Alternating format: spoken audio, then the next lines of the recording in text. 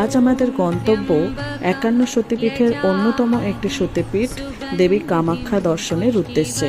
পুরাণ অনুসারে নীলাচল পাহাড়ে অবস্থিত ৫১ সতীপীঠের অন্যতম এই কামাখ্যা দেবী সতীর গর্ভ ও যোনি পড়েছিল।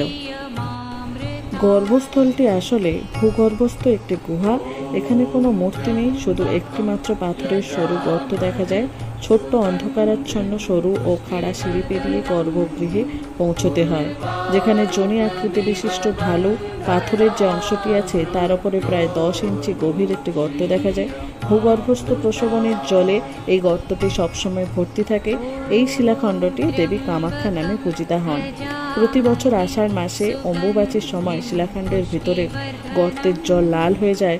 ভক্তরা মনে করেন এই সময় দেবী ঋতুমতী হয়েছেন, তাই এই সময় ৩ দিন মন্দির চত্বর বন্ধ থাকে।